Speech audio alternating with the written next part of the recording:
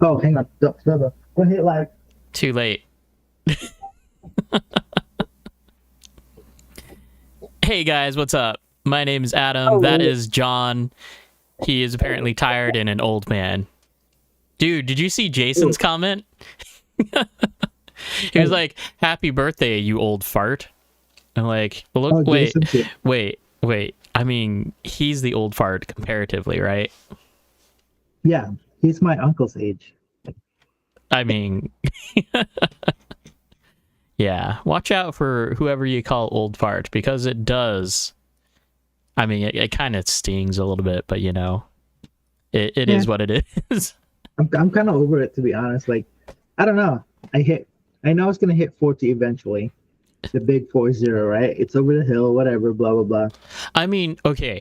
The fact is that YouTubers today are basically saying, like, the popular ones are effectively saying that Over the Hill is like 25. Like they say that they are old and past, like, they're just old after 25. And it's crazy. Crazy. Like, you haven't even settled into a career really. Not at that point. Yeah, Or if you have, then you're doing really, really well, and that's cool. they have By the all of way, them. it is John's birthday, so wish him a happy birthday because he's an Thank old you. fart. Yeah. Hey, if this was 10 years ago, I'd be 30. I wouldn't be doing anything that we're doing now. So I don't feel old. I mean, yeah, number like body wise, I'm like, damn, I'm sore the next day, right? When I do something physically active. Juju, I'm 42, and everyone thinks I'm like 28 to 32 years old. As is 47. Ha! I wish I get that sometimes, but no, I'm just old. Everyone thinks that I'm like mid 20s. That's usually everyone's first go to, Nah, you kind of look like it. That's why. and then everyone's like, No, they wait. second guess, right? They're like, wait a second, and then they kind of get closer, but then they're like jaw dropping when I tell them Mm, that I'm like, oh hey, I'm 37. I'm like, what? Dude, it's the Asian gene. But the sad part about the Asian gene is that, like, it will go to crap like instantly 1 year. right, and it just happens, and then you're like, dang, I look super old. Yep. Okay, you guys. So let's go over just like the table of contents here. Um, Welcome to the show. La di da Nothing. di da. Yeah, I mean, kind of. I mean, we have like our go to groove, right? Yeah. Hey, Busted. Hey, Will. So Tandem Tuesdays are still a thing. Well, Uh, PDX Underground new hours. They are closed Monday and Saturdays, Tuesday to Thursday 2 to 9, Friday 2 to midnight, Sunday 12 to 5. Did you see the picture of the prizes that I got? The novelty prizes for the next yes, competition? I got to see before it changed things. Would you say that they are relative to our Uh, community? to our close knit community, yes. So it should be a fun thing, and that's the whole point, right? Right. Oh, did you already message James? No, I did not message James. Yeah, I'll message him. But yeah, I think it'd be fun for us, right? Something different, Mm-hmm. like, and then that's the thing for like I feel like all our comps should be just as fun, Right. as nerve wracking as it is. It should be like, oh, because I don't know, I mean, it, that's how you make it fun. Is like you take fun the pressure practice. away. Yeah, and not even that. It's just you take the pressure away of like being serious. Right. That's the key about getting good at competition. Is that you won't be so nerve wracked like once you're up there. It's just another day at the track is all that it should be. Okay, so that was PDX. We are past the RC swap, so that's a no more thing. Round 3 of the Oregon Drift Series for Super G is July 9th, everybody. July 9th. That is literally next week, right? Yeah, dude.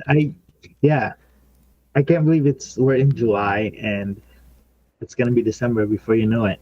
And it's kind of funny. Like, I didn't realize that we were going to be going to the coast that often. Like, for me personally, me and Crystal, and family, right? But we'll be Mhm. going to the coast on Monday. We'll be going to the coast the Monday after, and then in August we'll be making our way out to the coast like another 2 weeks as well. Damn. So yeah, miles on the car. Hey, which the Hey, Corolla, the Corolla did average around 37, 38 miles to the gallon, like going up and down hills. So that's cool. Just a reminder for competition's sake, it is bring your own DRCs. That's correct. Bring your own DRCs. They don't have to be new, but on our surface, and I stand by this, they still, new tires work the best. A little bit of break in, but new tires still work the best, especially with the right camber settings. Competition is effectively $10 for entry, and that's about it. We'll have some novelty prizes, and of course, the tried and true first, second, and third prizes. So, what Jake is missing the third place prize right now, or third place plaque. Has a handful of first and seconds, but you know. Well, because I think he sent first, second a picture of his car.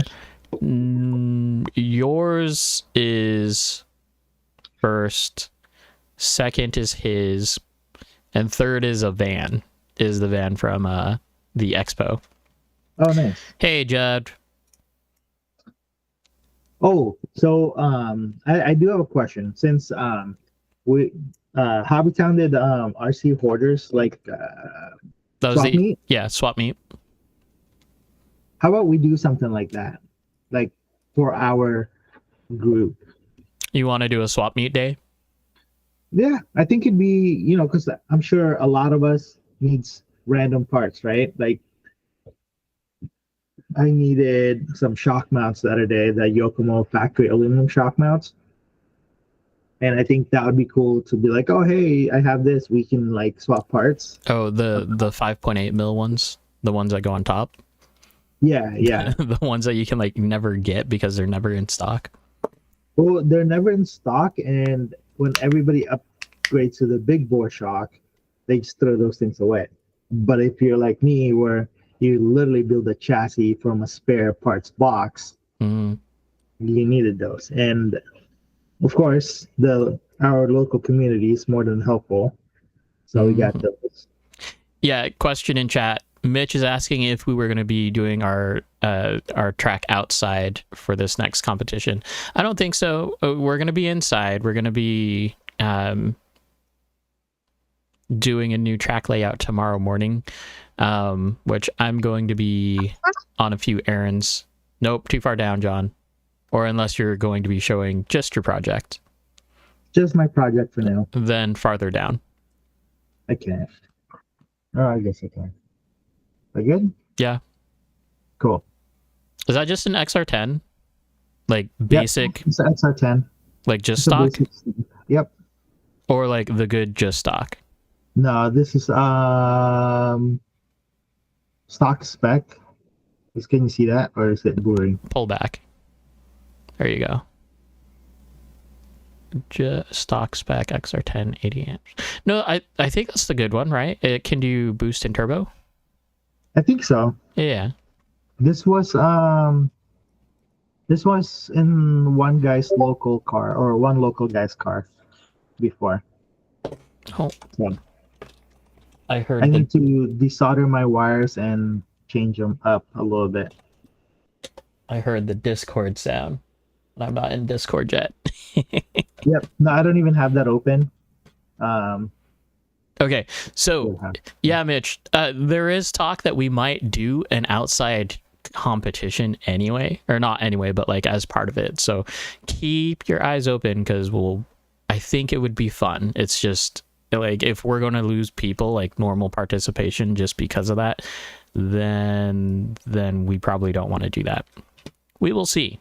If we do that, I want a car from somebody because I don't want to drive my cars outside. Pansy. No, dude. I mean, like, You have a plastic chassis, John. What are you worried about? no, it's not that. It's my electronics that I'm worried about. Why? Accuvance motor's not cheap. It's not like you're gonna blow it up. I mean, I won't blow it up, but I'd rather not have rocks in there. Let's see, which chat are we on? You gotta try really, really hard to like get rocks up there, like Roasting really wood. hard. Ooh, interesting. Cool. We've got some entries coming in on the Roast My Rig chat as well. If you're not there already, go ahead and get into Discord. Let me get the link here. Does it look like I'm all over the place right now? I just see PDX Underground and your ESC. That's all. Yep, I'm about to desolder some stuff. Ooh, okay. So, is John going to promote good practices or bad practices?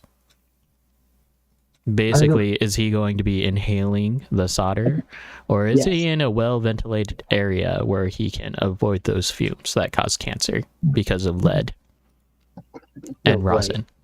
Who does that? I mean, some people, and if it's their job, they had better do that, or else, yeah, it can get you. All right. So you melt the solder and you smell it real quick. I'm kidding. Ooh, are you a wet sponge guy, or are you like clean your solder tip some other method? So I do both. Wet sponge, and then I have the copper things that I clean my tip on. Mm-hmm. Yeah. I just stick with the wet sponge because that's all you really need. It's all you need, but it's nice to have this because, like, if you have burn-ins and stuff, this will clean it up too. So will a wet sponge. Sometimes. I don't know. I use that to like clean my solder tip when it's like super caked on and burnt looking. Gotcha. Mm-hmm. Okay. So we're going to go through what I have for you guys just pretty quickly here, and then we'll open it up to topics and questions. So if you have questions, make sure that you're writing them in chat. I'll try to keep tabs on them if they are in chat. If anything, put them in Discord and I can see them there too. But realistically, we only have one product under the product watch. Actually two. We'll go with this first one though. So this first one's kind of interesting. It's I think Judd actually posted it in the PDX chat. Hold on. Please hold. I was clearing out all my sources from OBS. So here we go.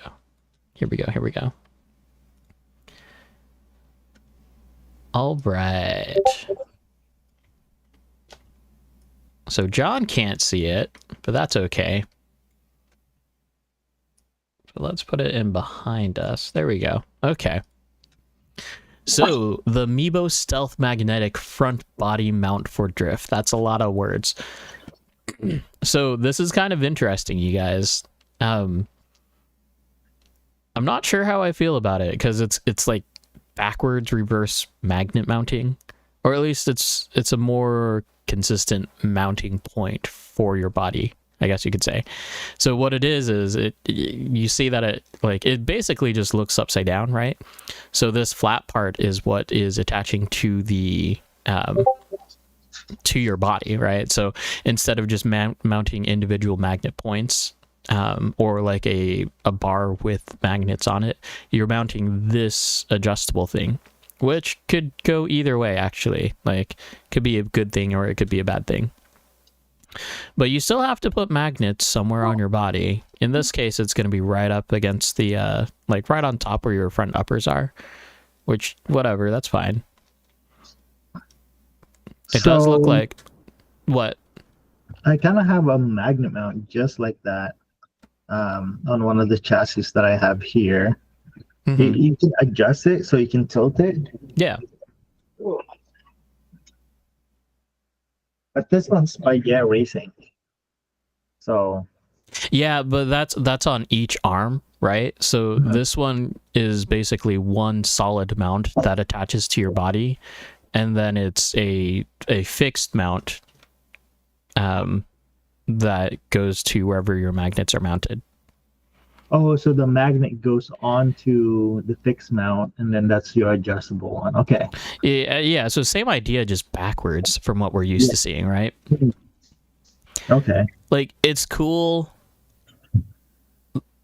I don't know if I'd ever use it, just because I can imagine it being expensive as well for what it is. Like, maybe $30 to $40, which, if that's the case, which I don't know if it's that much or not, but at the same time, I don't think it's going to be...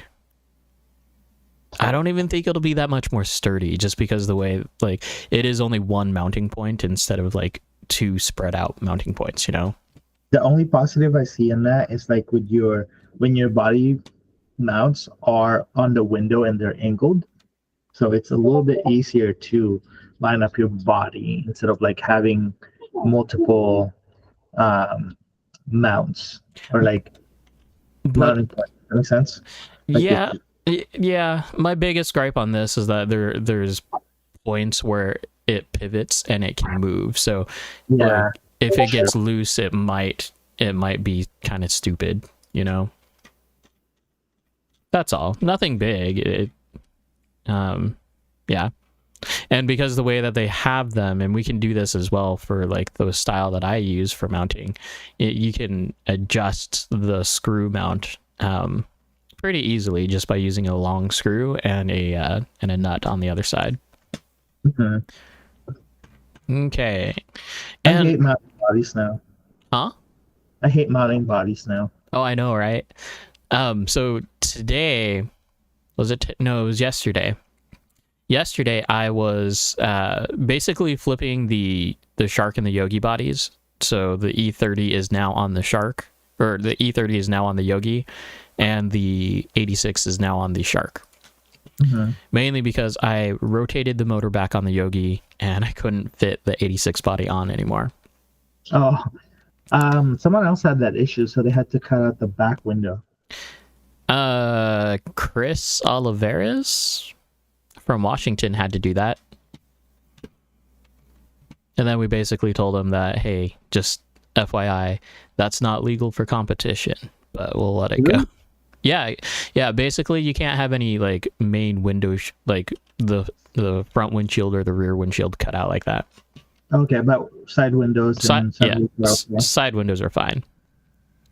So I also wanted to bring back the Z400 that we were talking about either last week or the week before that, because we were only looking at like non-colored pictures of it, right? Mm-hmm. It kind of looks cool. So yeah, now that there are colored pictures, I'm kind of digging it. Like the whole front end doesn't look as retarded as it did in the I think it's the gray. Like now that it's got color and then now it's got the diffuser. That looks good. Mm-hmm. Like I definitely dig it. What I don't dig is that it's an addiction body, and there's so many parts to an addiction body. Yep. And it's like 150, 160 bucks. Yep. Exactly. Yeah, I'm not a fan. Yeah, like the whole long nose thing on the 400, like I get where it's coming from, and I get that like that's the whole personality of the car. It's just something different is all. But yeah, like it looks a lot cleaner, way better than these gray renditions. I'm still waiting for MST to finally release their GR86. Oh, guess what, John? What? So you know how GR, right? Toyota GR, right? So we have the Yaris, we have the Corolla, we have the Supra. The Supra, yep. Guess what's coming next? Camry. Nope. Although that would seem like that's the right place to go, right? Mm-hmm. But nope. Because the new Camry looks pretty GR. What one? It's a RAV4. GR RAV4, really? Yeah, and it's gonna be that and a hybrid GR RAV4. Huh. So Is it's it like, gonna be, ooh, actually, so you know what the CHR is, right? which one? The CHR, Yeah. like it's the weird looking thing. Mm-hmm. Let's see, Toyota CHR. I just need a picture. That's all. So this thing, yeah, this thing. Oh, how weird. Yeah, so it's weird, but it's a hybrid that has 200 and some odd horsepower just coming from it. Which I guess, actually, if I think about the Prius probably isn't that far off from that, right? Both gasoline and electric motors combined. Okay. Maybe it's not that special. But it looks so weird. So does the new Crown. Have you seen the Crown? No.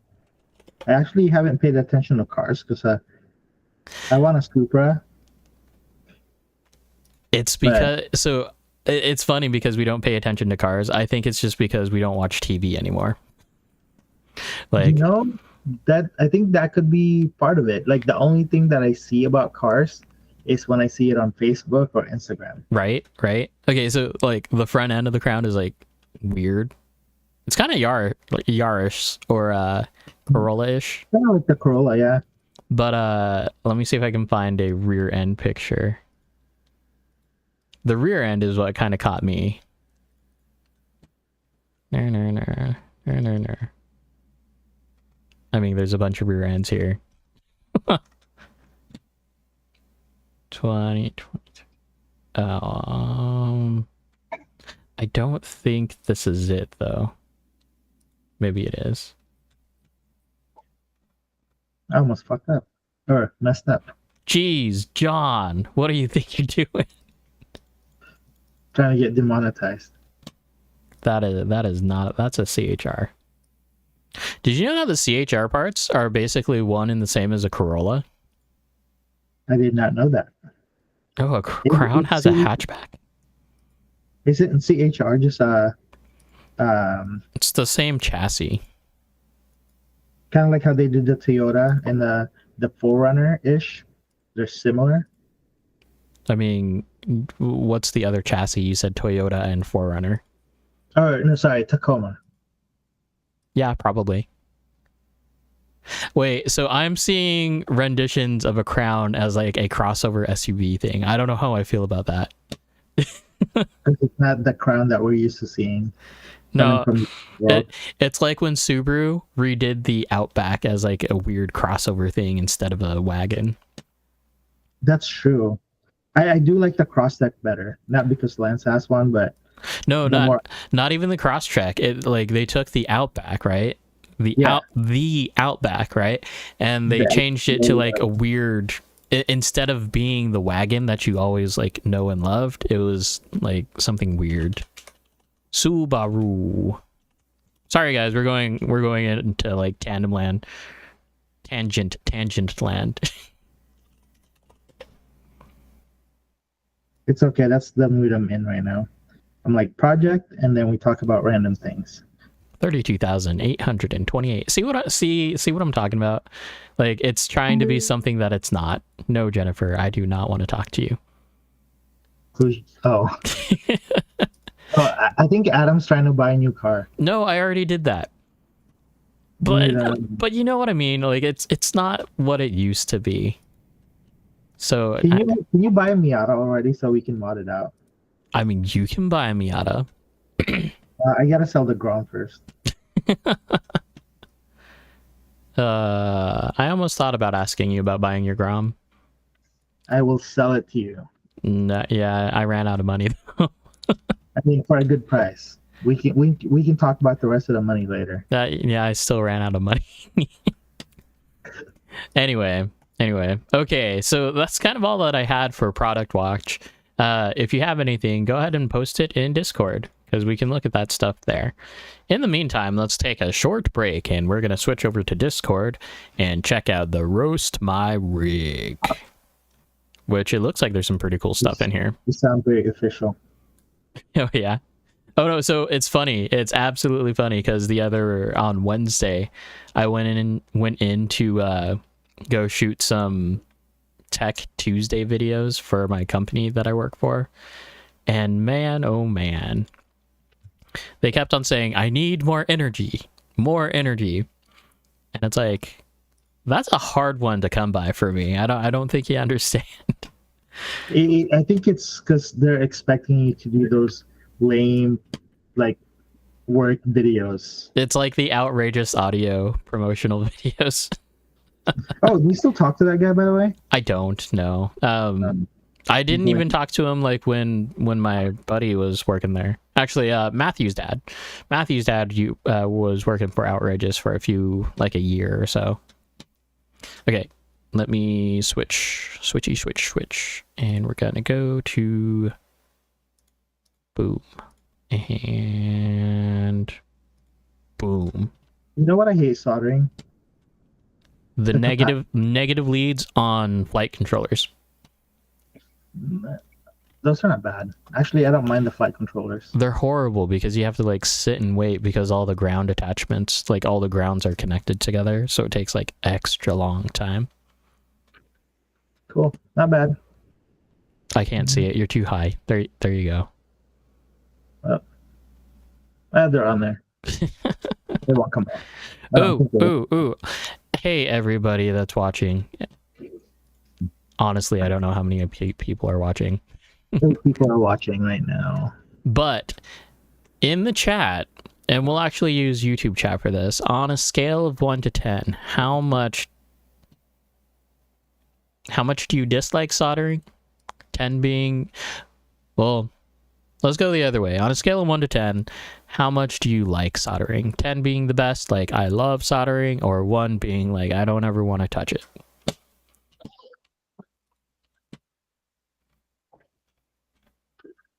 And caller number 1, what's your answer? Honestly, like soldering is kind of chillax for me. Yeah, I mean, it's therapeutic in some ways because it's just you. Yeah, that's it. So I love Judd. I love to solder, so I'd say 10. We've got some good soldering people here. Okay. Azza with the 6, Busted with the 8, Judd with a 10, Juju with a 9. Honestly, so if it's something interesting, if it's project related, then I'll spend the time and I'll do the soldering. So I would say I'm at 8 or a 9, somewhere around there. What about you, John? Soldering for me is a 8 or 9. It's not my favorite. It depends on my mood. Like right now, I just want to solder because I want this strike to look decent and cleaner since my electronics are actually smaller. I think I'm going to have an issue with my gyro though. Mm-hmm. Like where I'm going to mount it. I think I'm going to put it right here or I'm going to put it back here. Mm-hmm. I don't know yet. Gotcha. So we'll see. Okay, so we're looking at Discord right now. We're in the Roast My Rig section. And this is the new Beast Mode 420 build. What is this to? It is a RMX. It's an RMX build. Okay. So I'm kind of liking how skinny the chassis is, but at the same time I'm like it might be too skinny. It reminds me of the Mandalorian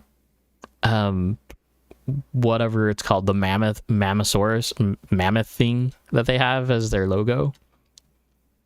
Totally those vibes. Oh yeah. Hold on. I need to find it. Mandalorian logo. Okay, hold on.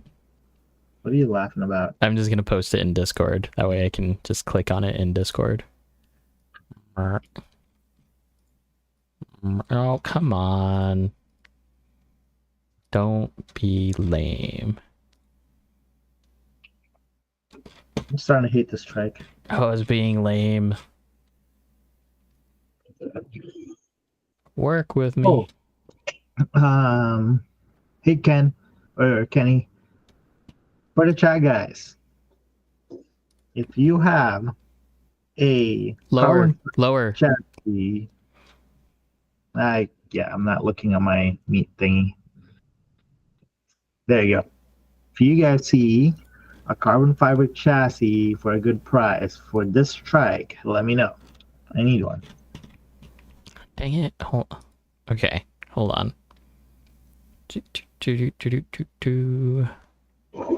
What is Boba Fett? It's not. Ooh, I can do this. I'm not liking that right now. For any of you that work in the technology industry, you should know how to screen cap, or at least use the snipping tool, because that is very important. So I got short time. Okay. Sorry, what did you say, John? Oh, someone showed me how to use that last time, and I don't remember how. You just type in snipping tool in Windows. No, that's true. Anyways. Isn't there a hotkey for it? Huh? Isn't there like a hotkey for it? I mean, yeah, so there's the print screen, and then I think if you do like a combo of like Control or Shift print screen, that will give you just the window that you're on. But look, check this out. So this is the Mandalorian logo, right? Mm-hmm. Just think of that middle part. And then we come up to the Beast Mode 420 build. Hey, look at that. Not ragging on it. It's just kind of cool. Oh, okay. So this, out of the RMX, this is probably like my most hated part, because they have like this variable pitch thing that you can do on the RMX like bell crank steering. It's kind of cool and kind of like very annoying to me all at the same time. Yeah, that kind of annoyed me. Not to mention that the bell crank is actually connected to that front bulkhead, which that slightly kind of annoys me too, because everything else is on the bottom. Like the GALM is just 2 screws that you take out. The bell crank for the YD2 is 2 screws, and you can shimmy it out like pretty easily. But this you have to like undo the entire bulkhead. It's so skinny. How flexible is that? Like, is it pretty stiff? Like, is it oddly stiff, or is it just like super flimsy? High battery. So high motor, high battery. Honestly, if you put the motor back down, you're pretty much into Yogi territory with that layout. Maybe that's why they build it like that. That's close to the Yogi. Oh, and here we go, Austin with the purple final form. It's got a lot of flex and high servo, so everything is above that center line. Jeez. Okay. So this is the latest final form to the scene. It's purple. So, Judd, I'm sorry, it's better than yours. Oh, and it's got a fancy 1-up fan too. Those things aren't cheap. But it's got Hobbywing. Aw. Oh, wait. And then saving grace with the AccuVance flash. Okay. That's messed up. It's not messed up. It's fine. It's fine. Clowning on people here. Nothing to roast here. Except do note. Oh, is it just a Hobbywing fan then? Austin says it's all AccuVance, which would make sense. Okay, anyway. So the only thing here is when you use a Rev D servo, there's nothing wrong with it. It's just 3 millimeters taller than like your regular standard low profile servo. So like if you look at the instructions when you're building the shark or watching the video, it shows a little like instruction on how to tilt your servo up a little bit from the rear. But with the Rev D servo, you're a little bit limited on that. At the same time, it's kind of like a hit or miss in terms of if it actually does anything for you or not, because what it is doing, instead of because it's direct drive, right? So it's taking the steering and then it's angling it down. So when you're arcing over to the side, it's pulling up. So it's going to help your bump steer. That's what that's doing. So it just depends on how like crazy you are in terms of like how you want your bump steer, basically. I will say that for my builds on all of my DDSs, I have a 2mm spacer underneath, in between the ball stud and that piece of aluminum that it's screwed into, and that's pretty much taking care of my bump steer from the inside, not the out. And I've got both versions of Rev D knuckles, and no spacers on the top or the bottom. Art Austin, are you? Oh, already answered the question. It's an exact build of my shark, but it's purple. Therefore, it's better. It's more royal. There. Hopefully that holds. But cool beans. So should I build? So I already have a shark, upper and lower deck. I don't have a shark transmission. I already have the DDS. Should I finish it up and actually get the transmission? If you can find it. Yeah, that's the only problem. Yeah. The whole thing is if you can find it. Like, I was looking at the Hydra, looking for the Hydra deck, and that's sold out. Damn. Let's see. What is this? What is it? What is this, Judd? What do you got going on? Cleaner wiring? Wire tuck? No, it's got like a weird fan shroud going on. Looks like RS-3030. Is that a like an eBay special, Judd? Amazon, bro. No. Oh, it's the Hobby Wing fan. That's kind of cool. I kind of dig that. Except it's purple.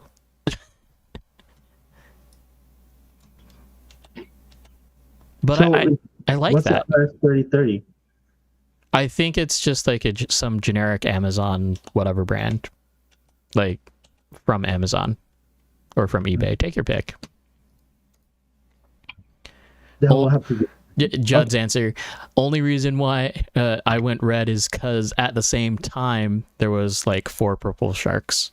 Yeah. Marcus, is that a final form shark? Yes it is. The only thing that it's, well, I mean, okay, so if we're only talking rhino, then this is a final form shark. But then you have your conversion for conversion, right? So you can go Hydra deck, Hydra Flex, or Hydra like standard, which is no flex. And then there's also the Team Razor Performance Megalodon, which is also a flex shark, flexi deck. Someone gave it to me and had a purple fan because it's all PDX had. Okay. I mean, okay, so if we're talking about colored fans, there's only a few options that we can pick from, right? So there's Acuvance, there's Yokomo, and there's the Hobby Wing fans. Oh. I mean, earlier Judd had a picture of it in the trash. That's how he feels about it, apparently. Take your pick. Oh, here. Okay, here's a side picture of it. Yeah, if only that fan were red, that'd be way cool.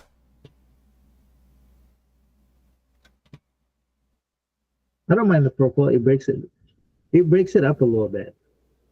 Doesn't Judd have a 10px or a 7px? 7px, I think. Why is that a Sanwa receiver that I'm seeing? That might be an old picture. Ah. Or Gotcha. no, yeah, it's hard to see. Yeah, it is. Like even in Discord, Hmm. because the picture itself isn't getting any bigger. Yeah, I think it's because it's also blurry. I mean, eh, eh, eh, Yeah, yeah. eh. Oh, apparently, so according to Judd, and I don't know, Austin, if you're listening, did yours come with the spacers that Judd was sent from Super G, like after the fact?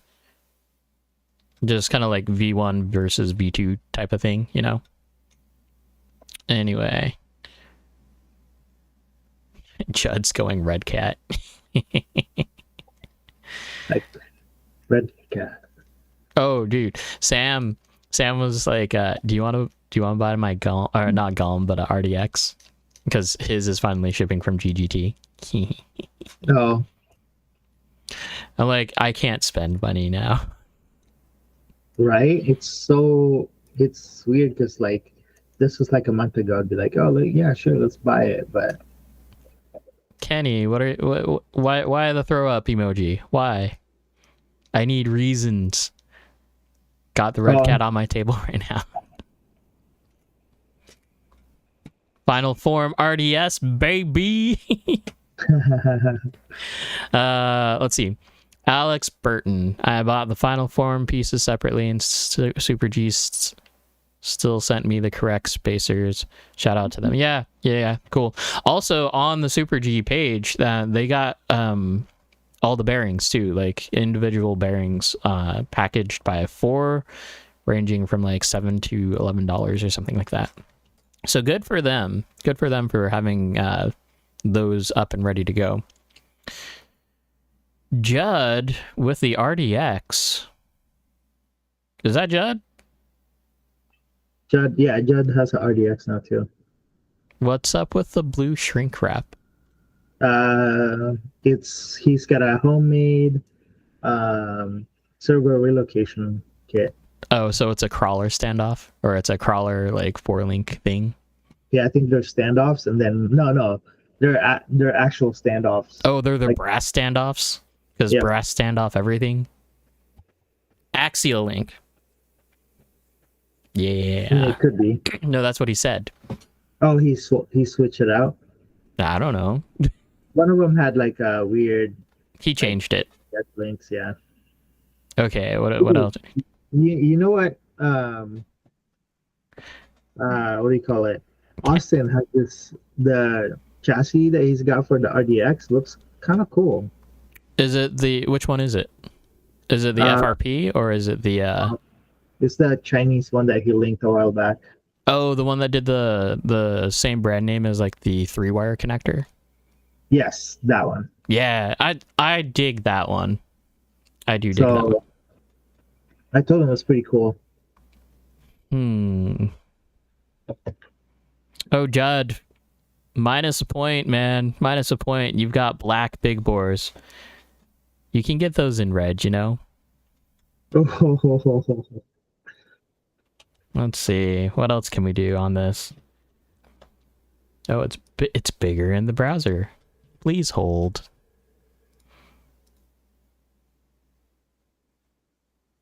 What is it called? Oh, it's just numbers. Just numbers. There we go. That's bigger. Okay. What else do we got here?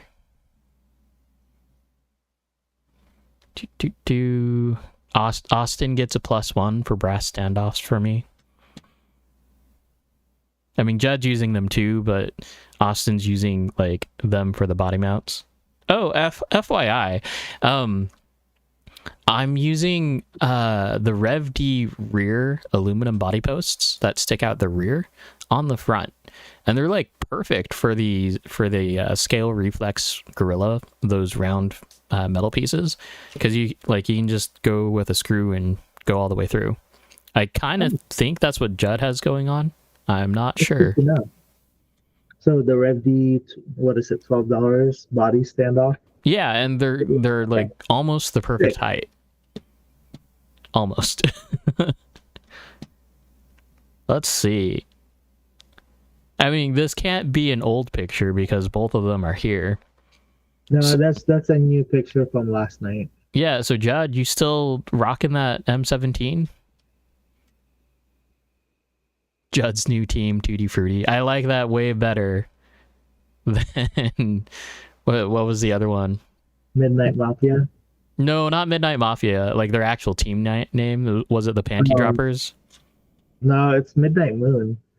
Midnight Moon. Yeah. Oh, that's just a sticker, Panty Heist. Right. It's a sticker that was part of the actual car culture at one point. Okay, Judd, why am I seeing... Oh, no, that's the 404 receiver. That's the Futaba receiver. I'm just stupid. No, it's the... It was cool from this side. It's hard to see. Yeah, because, like, Sanwa used to only be that thing. Mm-hmm. Oh, look at that. Austin has his Rev D programmer all in there. I think that's Judd's, or maybe Austin's. I mean, all you need is one, right? That's all. Just the buddy that has it. Austin running stock ZX springs on my final form.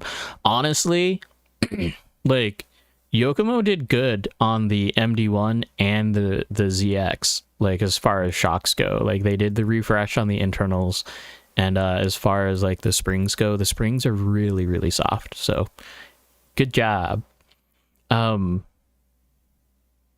Judd's using, I think, MST springs on the front there.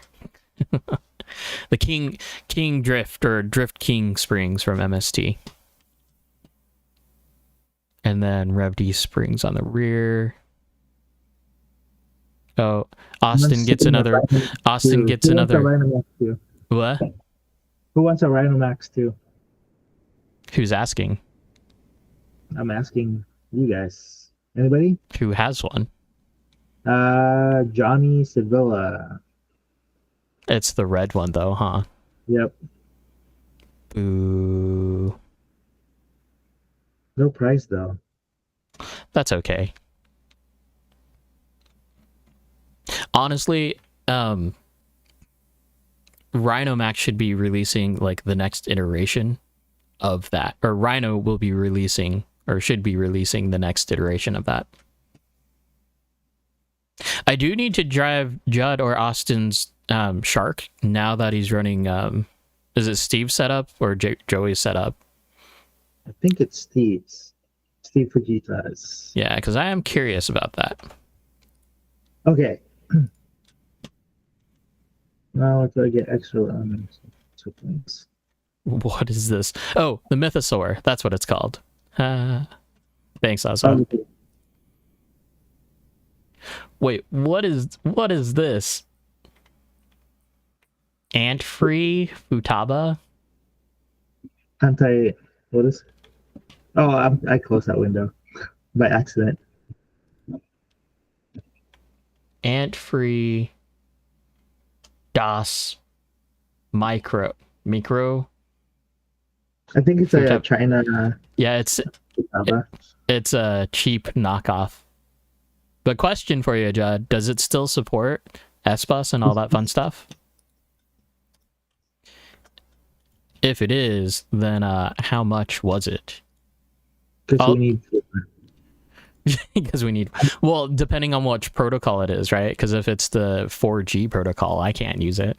That's just for you guys and your 10px's. Steve setups.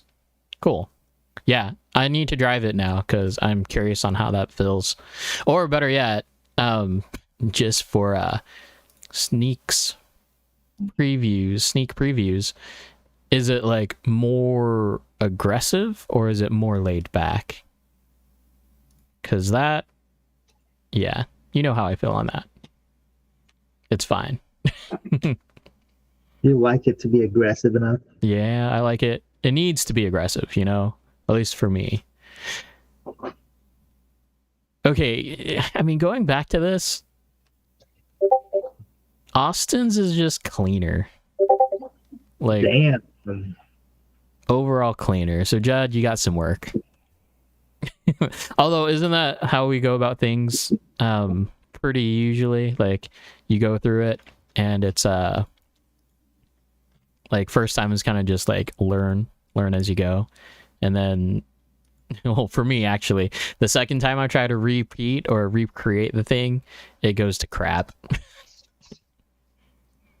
But that's just me. Okay. Okay. So that's it for Roast My Rig. Where is my Discord? Here's no. I don't want my Discord. I want my notes. Here's my notes. Your drip topics. Drift topics. Yeah. Judd. Well, I hope his is cleaner. I just got done building it. I mean, so I guess that's part of it, because like once you build one, now you know, right? So now you know like what your cleanest wire runs are going to be. So that is that. But because of the Shark and the way that it's laid out, it is kind of a bummer because it's super short motor wires, and that's kind of the turnoff. But at the same time, it's easy enough to lengthen those wires, as in resolder new wires is all. However, if you don't know, then keep this in mind, because if you ever warranty out a Acuvance ESC, they do require that the stock original ESC wires are on it. Also, if you are trying to warranty out an Acuvance ESC, know that there's probably no reason to do so, because I think the discount is only 20% off like retail pricing. So if you're that far into it anyway, you might as well just buy a new one. Like, to me, it's worth the convenience to just buy a new one rather than trying to like RMA or have them send a new one out, right? Because you have to postage it, you have to send it to them, they have to confirm that it's busted, and then they have to send it back. So some companies can do it really quickly, others, I don't know.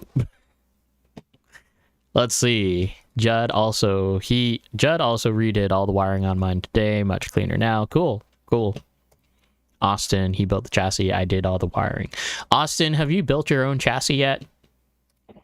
If you haven't, I recommend it. Can one of you suspension nerds put big bores on an RDX and post the setup? Okay, thanks. I think Austin has... That was Marcus's question, by the way. Yeah, so I think Austin M has big bores on his RDX.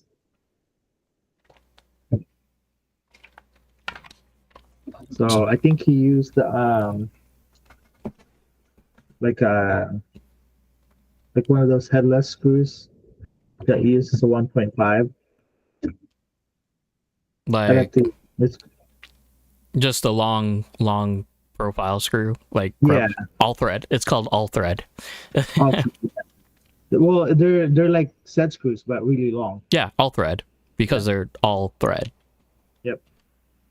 But I think it's like they're pretty long. Oh yeah. I see the reason behind it. Do you actually need it? Because the top of the RDX, aren't those 5.8 mil? I'm not sure. I think they are. You have one. It's in the garage. I don't feel like getting up. I'm kind of lazy.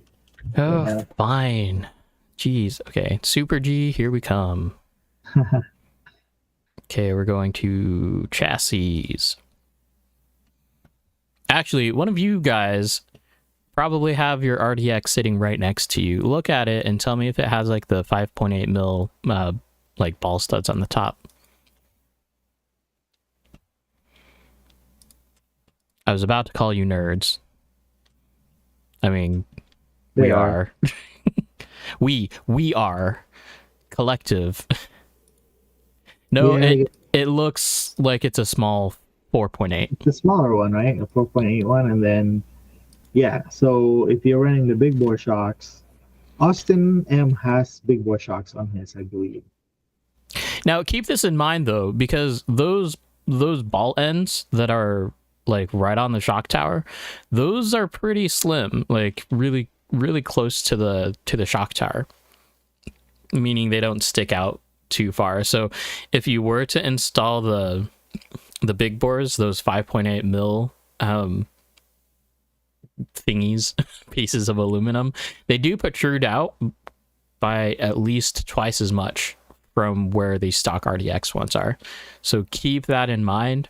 You can buy other 5.8 mil ball ends, like MST.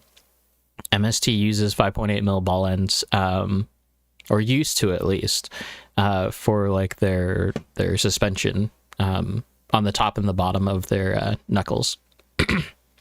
Oh, meant shock spring set. I would say take the springs, the stock springs off of the RDX and go that route. Use the appropriate retainers for them, and then that should be good to go, because I bet you that those RDX shocks are actually like big bore, technically, just plastic. Would you think that's a good statement? That's a correct statement? For the shocks? Mm-hmm. Yeah. I actually recommend using the stock springs off of the RDX. That's what I'm saying. Yeah. Because I think those, even on the MC1s, I know people are upgrading to the new RDX springs as far as like spring setup, because they just work really well, especially if you're doing the stock holes with 50 weight, or if you drill them out. I think they work pretty good. I guess that would be the other question, is how big are the holes on the RDX? Like, is it a 4 or 8 hole on the stock RDX pistons? 4 holes, I think. 4 holes. I have to clean my shocks. I have to rebuild them too. Mm-hmm. And I need to stop slacking and actually just do it. The mess. Like it can get messy. It can, but it doesn't have to be. It's always just like the bleed. It's bleeding the shocks. That's where it gets messy for me. Yeah. Okay, switching it up. We're going into topics now. Yes, we do. So random thing, we got another comment, and going back to the whole AccuVents and what you need for AccuVents thing. So I'm going to touch bases on that, and then we're going to keep on going from there. Okay, so for your AccuVents Futaba setup, what you need is a Futaba radio that can do the thing, so 4PM or a 7PXR. You also need an AccuVents ESC of your choice, the Jarvis, the Rad, or the Jarvis XX. Yeah. You also need the S-Bus adapter, okay? Mm-hmm. And a receiver that can also do the thing. So an R334 receiver, or the 404. Yep. Both of those can do it. Nothing less, because if they made the 304 capable of actually doing S-Bus, that means that it's a $60-$70 receiver that you can buy versus a $100 receiver that you have to buy. So product marketing there. Mm-hmm. Okay. Other than that, that should be all that you need. Make sure if you are buying from Super G, if it's a Rad or a, I think, I don't know if the XX has the firmware already loaded up, but the Rad has the correct firmware, and it's ready to go for the S-Bus adapter. You don't have to do anything with it. But for the Jarvis and for the Jarvis XX, just to cover my butt, you do have to be prepared to do firmware upgrades for those, more specifically to the Futaba firmware, because they're different. How? I'm not sure. I do know that it switches the channel 2 in terms of like what's negative and what's positive, but other than that, I don't know. Anything else, John? Well, are we doing a full run through? No. It's just, what do you need?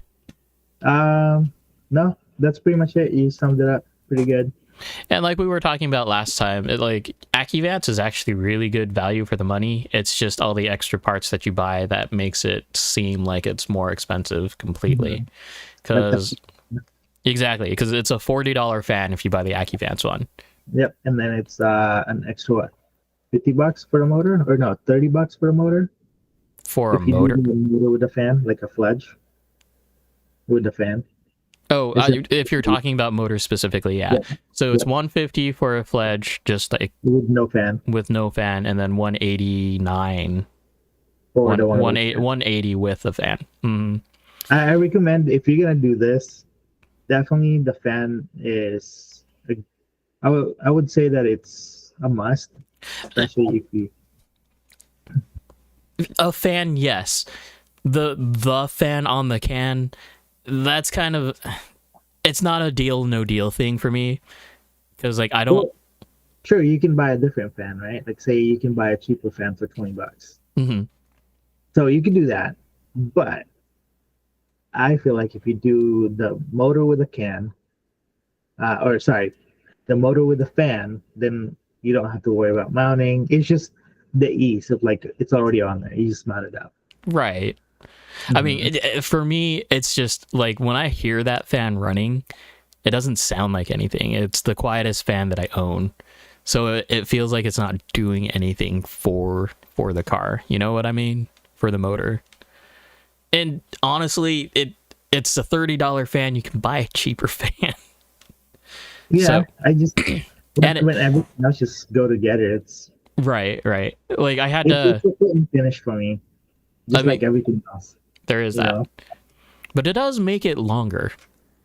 Like it is a long motor after the fan because it is sticking on the end bell. Yep. I feel like so my car with the fan set up on it, it stays at right around 109, 109 at the highest at all times. And this is being ran, P-tile, full battery pack, boost here and there. My motor, actually, they both have fans. So my ESC gets warm too.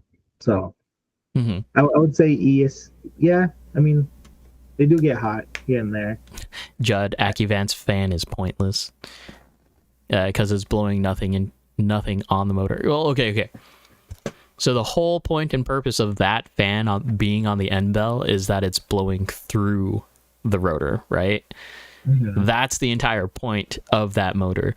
Whereas, so the idea, the owner of AccuVance brought it into perspective when like 2 or 3 years ago at RCDC, like one of the DOSLock videos. Mm-hmm. Essentially, the idea is blowing cold air through the motor on all sides of the rotor, whereas external fan is just blowing on one side of the motor, not being able to cool all sides of the rotor. So there's that. The logic is there. I like the logic. I don't think the fan is putting out $50 or the $40. No, not at all. So, I mean, yeah, I'd rather have an external fan, to be honest. It is slightly better. Okay, so now that that's covered, here's the quote, or here's what I wrote down. I changed my camber, and now everything else on my front end is wrecked, or something to that effect. Okay, so you guys, if I'm sure that everyone's worked on their front end or like their front end geometry, and more than once, right? More than just a camber tune, more than just a toe in, toe out adjustment. If you haven't, or if you don't know this, just make sure that you take this into perspective and just think about it or be mindful of it. Essentially, when you are changing any one of those like tunable aspects on your car, like camber, toe, or even caster, it's going to affect your car. It's going to affect the other aspects of the of tuning as well. So if you go camber in, you'll notice that you're going to be towed in. Like once, say if you're going from -7 camber all the way to -10 camber, you're going to notice that you're now pointing in instead of like nice and straight. or with minimal tow out, right? So you got to go in and you got to fix your toe, right? So just keep in mind that you got to adjust more than just one thing. It's all relative to itself. It's not an easy game. It's something that you have to take into perspective. So food for thought. Any thoughts on that, John? No, you're right. Yeah. Oh, I do want to say on a shark, you can easily adjust your toe by moving the servo forward and back. Yes. If you didn't know that. So yeah, so that is the thing. There was a guy that didn't know that at one point, so I wanted to point that out. Yes, so shark and the anything Yusukani besides the trike all have that type of system, and it's all 2 screws, although Yusukani did it better. 100% Yusukani did it better. Okay, moving along. Oh, so I don't know where the picture is, but it was a Yokomo SD 1.0 with LTS, and it had a top-mounted servo, right? So just keep in mind, the LTS stock has a bell crank steering, okay? So it's still bell crank, but it's a top-mounted motor, so it's upside down, but it's also actuating the normal bell crank steering. So that's kind of cool. I thought that was kind of cool. So just to get this, a little bit more weight above that center line. This was kind of a funny, like, here's your sign question that came up in PDX Underground, I believe. Can you mix and match brand names for capacitors to ESCs? Actually, I don't know where that came from. I don't know if that was PDX or not. So, quick answer, John. Do you know the answer? Yes, depending on the specs of the capacitor. I mean, you can technically buy a capacitor from like an actual electronics store and use it for your ESC, but you have to have a certain type and is it voltage or amperage? I always mix those things. Voltage is the important part here, but okay. I think it's more close, more specific than that. Like, basically, we have all these different capacitors that we have like access to, right? Mm-hmm. So can you mix and match Hobbywing with Accuvance or Yokomo with Accuvance or Hobbywing? Is that interchangeable? And the answer is yes. Even more so if they're non-polarity capacitors. So those have been coming up more and more lately. And actually, the Yokomo and the Hobbywing non-polarity capacitors are like really tiny. So that's kind of cool. They're like half the size. Like if you think of a Accuvance Turbo or a Blaze, but not the Blaze because the Blaze is extra chunky, but a Turbo, right? And just slice that in half. That's the thinness of the Yokomo and Hobbywing capacitors. So it's kind of cool. So Accuvance top line capacitor or Onishiki capacitor? Wait, huh? Which one would you choose? Onishiki capacitor or Accuvance Chevalier or Blaze, the $80 one? No, okay, so those are all, well, with the exception of the Onishiki, the other two were Accuvance. Okay. Yeah. Honestly, I would go for the Onishiki. I would much. The cool case, or is it the performance? It's $30 versus the $80 for a Blaze. But the Turbo is a $40 to $50 capacitor. Mm-hmm. Yeah, so it's one of those things. I figured I'd ask because on let's see, where'd it go? On the Mini, I'm running the Onishiki capacitor that I bought from. I will say that the Onishiki is like a little bit weird because of the capacitance and the quickness of the discharge, because like it will keep your car on for like 3 to 5 seconds after you turn off your car. That's true. Nothing wrong with it. It's just know that it happens, because it's a common thing nowadays. Kenny, yes, but you change Ackerman sensitivity. So the whole idea of that topic is that everything changes, not just one thing or another. Everything. I kind of want to LTS. Huh? I need to stop looking at those pictures. What pictures? Oh, the Yokomo LTS. Oh, because you know you want one. I know, but I can't have one. You can kind of make it. You can make. No, I just really want it for the front end. I don't even care for the weight transfer. But then what's the difference? Because LTS is just a belt crank. Oh no, we had this topic last week. Never mind. Are you talking about like the front knuckles? Oh yeah. That's all I want it for. But I can just buy the front knuckles or put a screw on top of my knuckles now. Standoffs. Brass standoff. True. Spacers. Yep. Super long screws. I had something. I'll remember later. So let me bring up something that I found earlier today, and this is kind of cool. Let me get my screen sharing thingy.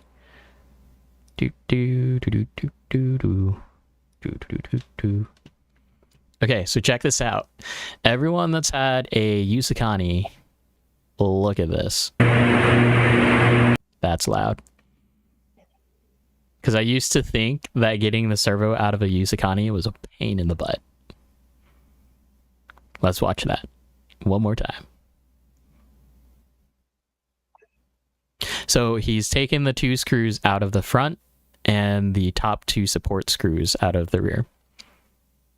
And it just rotates. And apparently this also works from the rear end too. Oh, that's so loud. I don't know what that was all about. It was the video, audio from the video. But yeah, so apparently you can just unscrew the rear screws instead of the front, and then also those top two supports, and then rotate to the front. This I thought was really, really cool, and one of those things where it's like, once you've been working on the car for X amount of time, right? These are the quick and like easy tricks that you find. Like, for example, a long time ago, right? Like, for example, anyone with a YD2, right? YD2 with standard YD2 like front end. If you want to adjust where your caster is for your top arms, you don't have to like take off the rear, take off the front, and take off all the screws. All you need to do is make sure that your shocks are disconnected from the bottom, and then you undo the two screws that are basically holding on your shock tower, and then you pull the entire shock tower off, and then you have access to your pins for your top uppers. It makes it. Even huh? I wouldn't see the screws. I keep the shocks on. Right. I keep the shocks on too. I disconnect them, but oh no, I don't disconnect. I just push down. But yeah. I think I saw Marcus like pulling apart his whole front end one day at PDX. I'm like, there's a better way to do this. But yeah, it's just one of those things. It's so much simpler once you see them, or it's just like the fact that you never realize it, and then it's like a oh duh type of situation. Which, if you're seeing this on screen, the Yusukani, this is an NGE. I feel like they took a step backwards by moving a lot of the parts to plastic. Like this servo horn is all plastic, and I'm not a fan of that. So the PDS mix was kind of like the last generation of all around good PDS. Oh, here's a picture coming from the rear. It works. And if any of you are actually considering the Yusukani chassis, like just because you're bored or just want something else, right? They're good chassis. Like they are pretty typical as far as like grenading your transmission. They're like there are different brand names that you can get, like Traxxas idler gears that you can get that will make it grenade proof, basically.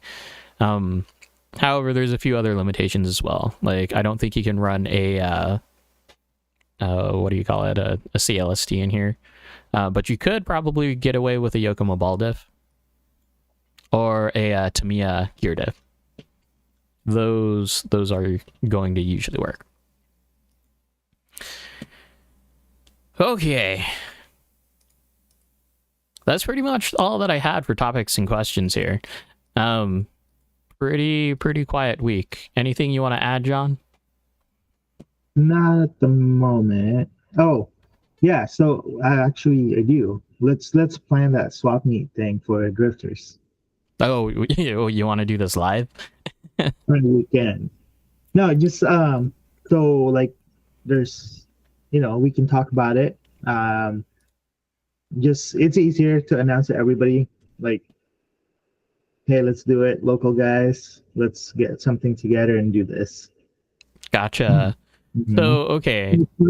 It's part of our event page, or current event section, or whatever you want to call it. So what do we call it? So, Calendar.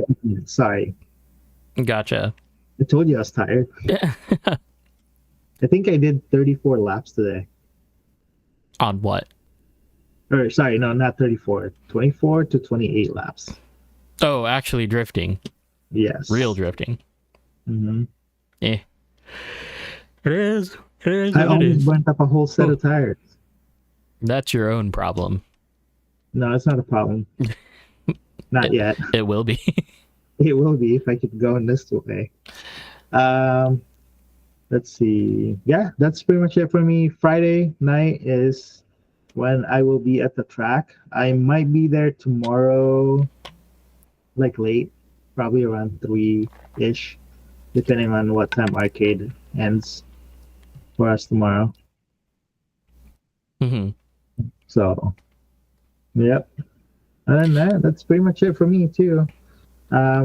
Next week is gonna be so I'll announce it now. Next week, I think it's next week, we are gonna have a pretty informative kind of stream.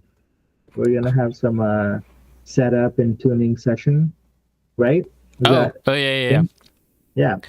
I mean, Kenny talked to you, so I know nothing other than the fact that he wants to be on. So, well, let's make it happen. Let's do a tech tune next week. Let's talk to a couple of the guys, and we'll make it so we talk about actually setting up a car, and we will have some of our local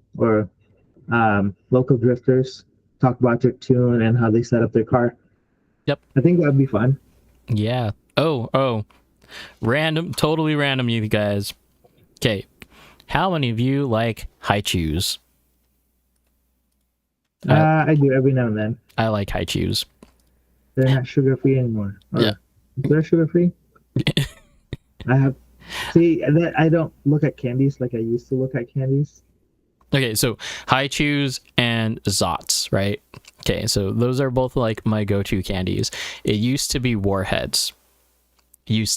But ever since Warheads became Pansies and probably had too many lawsuits about children getting blisters in their mouths because they thought they were cool and could handle the sour. I was one of those, right? But yeah, Warheads have become absolutely stupid. And they're super weak and whatever. So what do? I go to Amazon and I buy malic acid, like a pound of malic acid in powder form. And so I basically put Hi-Chews in the malic acid, and those are fire. Those are pretty good.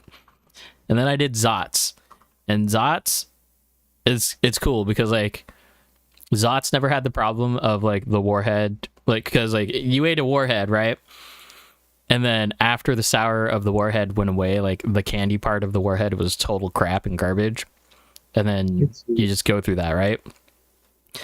If you do it with the Zots, Zots were better for their flavors, right? So now I'm getting like the Warhead Sour with the good flavoring of the Zots, and then you get the fizzy center from the Zots.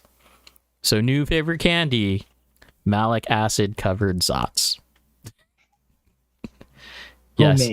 Homemade. Totally random. Homemade. Next thing we'll do is we'll throw them in the freeze dryer.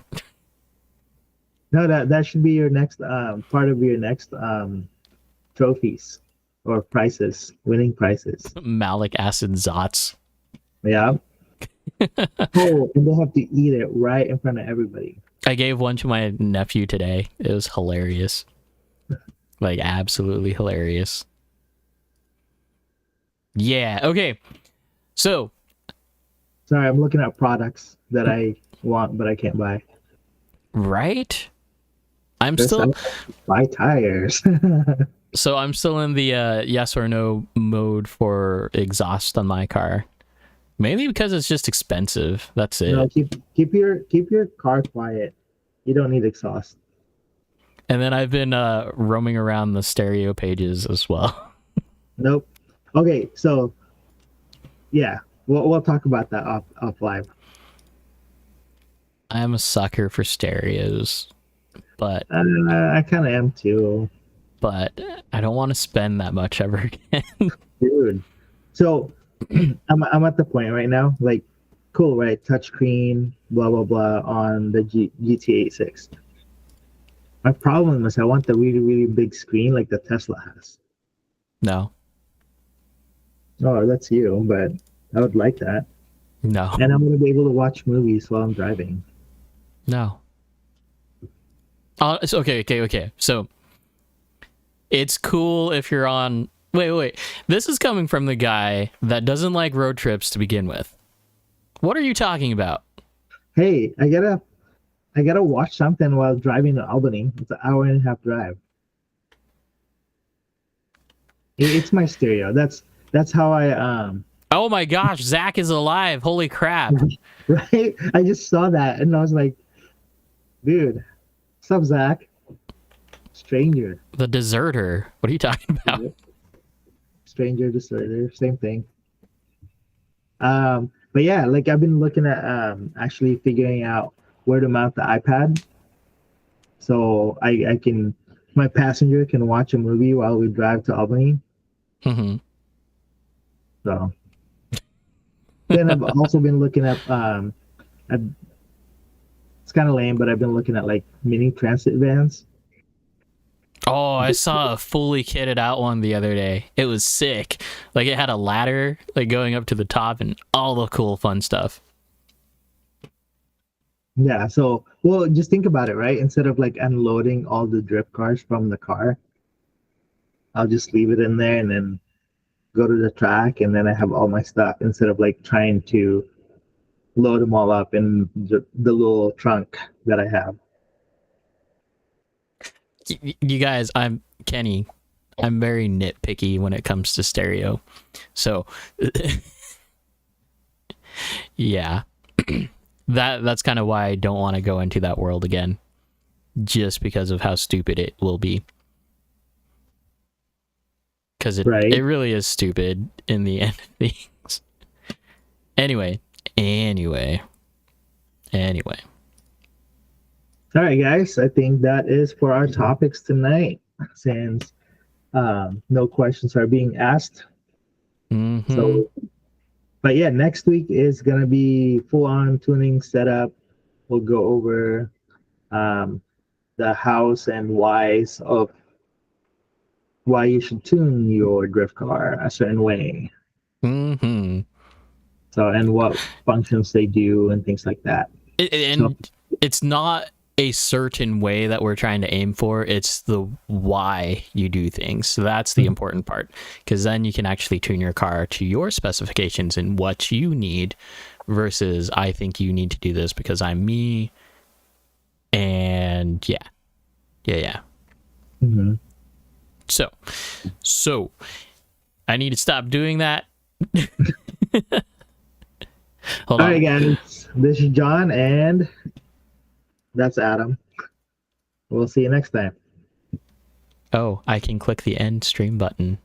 Yeah. Oh, I just gotta find it. Here we go. Later, guys. Later.